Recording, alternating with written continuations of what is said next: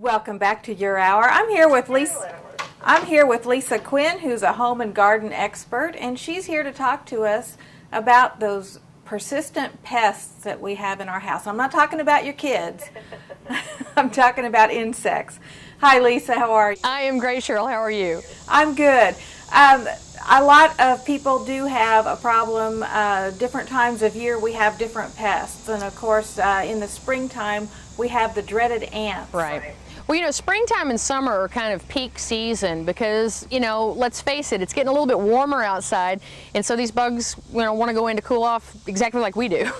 Exactly. So how do we fight them?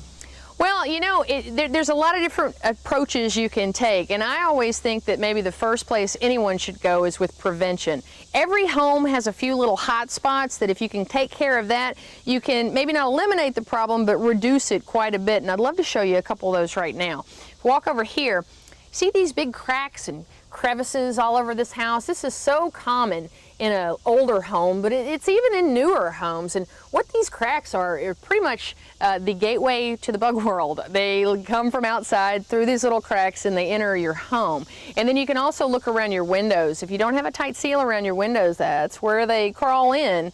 And so it's really easy to take care of that problem. You simply just caulk up those cracks. It's very inexpensive. Run to the hardware store, get a tube of caulk, and you're good. What about sprays and things? Do you recommend chemicals? You know, here's my whole philosophy on the whole thing. I'm a mom and I have 2 little kids.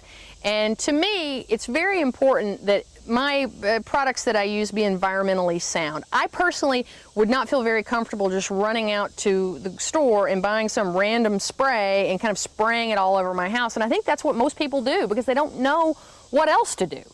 But there actually are a lot of different options now on the market that you might not even be aware of, and that's exactly why I'm recommending everyone go to callyourpro.com. It's a website that was developed by DuPont, and it offers all this wonderful information about how to deal with these problems and in an environmentally friendly way.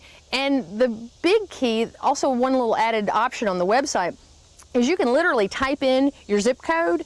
And when you do that, several professionals all around your area will pop up. So then you can talk to a professional about how you even get started with this. There are so many questions that we just as average people don't know the answer to. I mean, you see a bug, you see an ant, you see a couple of cockroaches, you might think, you know, I don't have that big of a problem, I'll just spray it.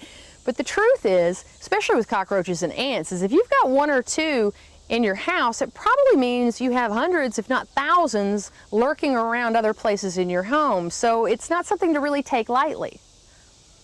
What about spiders? I know in this region we have, this time of year, spiders are really pervasive. Absolutely, and too, just like these other insects, I think they're coming in because it's cool and because it's moist.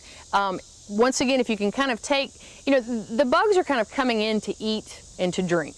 And if you can eliminate some of those sources, one great tip is not to overwater your house plants. It seems like a crazy tip, but because you do that, you get that excess of water in the saucer underneath. That's a great place for all sorts of little insects to come drink water. You know, you need to make sure that you don't have any food lying around. That's really important for all kinds of insects, but where the common sense stops and where you need to take it from there is there are all sorts of different kinds of spiders. And so it's hard to say one foolproof rule to get rid of them all. And that is why it's so important to bring in a professional. And is this kind of service an expensive one? Well, you know what? The website you can just get on for free, and that's what I think is so great because you can go access all sorts of information just from the comfort of your own office, browse through it. Then you have the opportunity to contact professionals, maybe just from the information you read on the site. You don't even need to get one, but who would know if you didn't have the information? Well, that's true. What about mice? Mice? Mm-hmm. Did you say mice? You know, once again, I think a lot of it's about food, and a lot of it is about access. You know, these are critters that live out in the wild. If you can block their entrance into your house and eliminate any kind of food sources inside, that's going to be your first best step. If the problem persists and you just don't know why, that's when you need to bring in a professional.